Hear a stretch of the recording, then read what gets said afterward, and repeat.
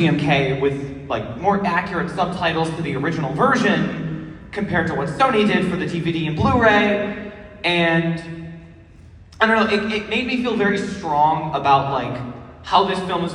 It's beloved in America, but I think it is a little misunderstood for what it's going for, and so here you all are today. I'll do my best to kind of tell you all why I love this movie and what a little more about this movie than you might have known when you came in. So, this is Mythology of Giant Monsters All-Out Attack.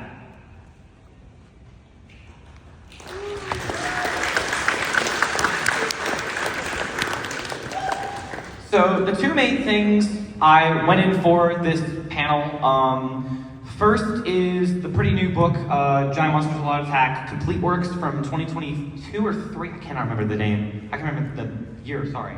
That book has a lot of information, and in that book is something that's very, very useful, which is the 5th draft of Giant Monsters All-Out Attack, which is the last draft of the film before Varan and Anguirus were removed from the story, and it actually does have some notable differences from the movie as well. It's not just a Control-F switch. And it comes down to locations and scenes, and it actually does go into a little more on how the Guardian monsters work and what's actually going on kind of under the surface, because in the final film it's obviously a little more subdued. So, thanks to Joshua Studemersky at Toho Kingdom for doing this absolutely fantastic translation of the 5th draft. There's another one of the earlier synopses for the other drafts of the film, but this one is a complete, like, the full script of the film. If you're a fan of GMK at all, I highly recommend you read this. It is fantastic. It's arguably better than the film. Like, it's that good.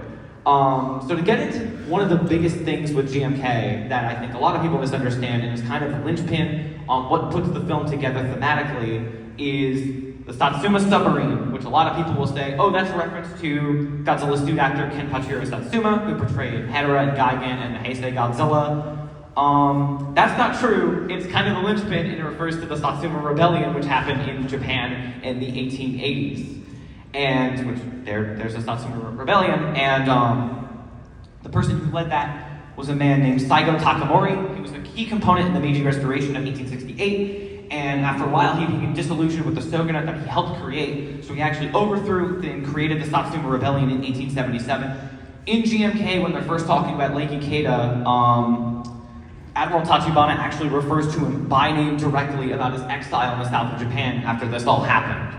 So, this is a very important thing, and I'm pretty sure this is not even referred to in the Sony subs. I'm pretty sure in the Sony version it is just completely gone. Biggest thing with GMK, how do the Guardian monsters work? Because in the film itself, it's not super well explained. They keep it subdued to keep the film accessible. But what it comes down to is the monsters in GMK, Godzilla, Baragon, Mothra, and King Ghidorah, all of them feed off of human souls.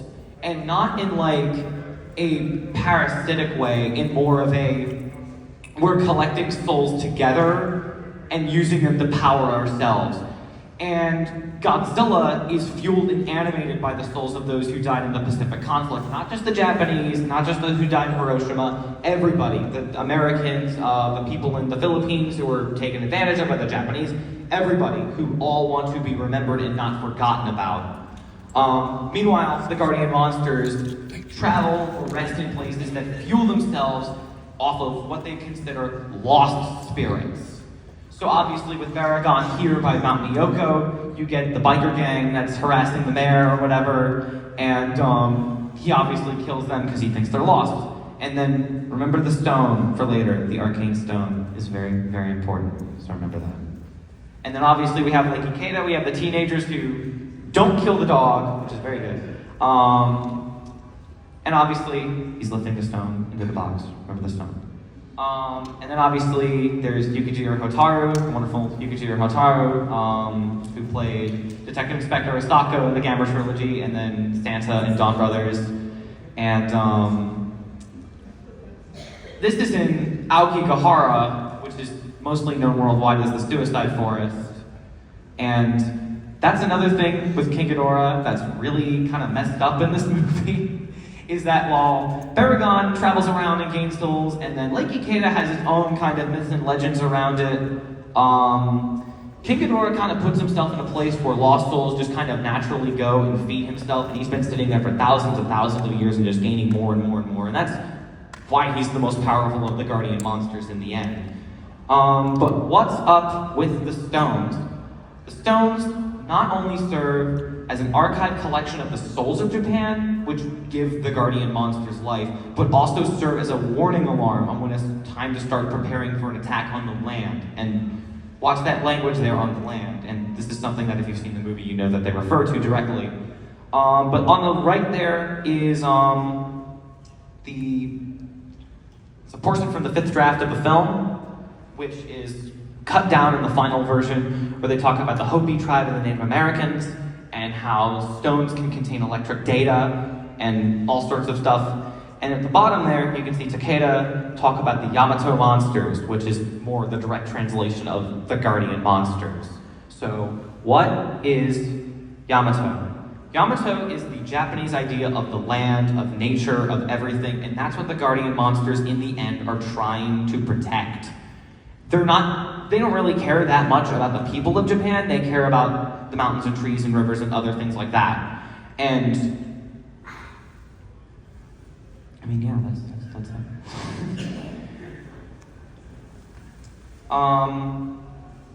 Professor Isayama, played by Hideo Yamamoto, is a very important character to the film, obviously.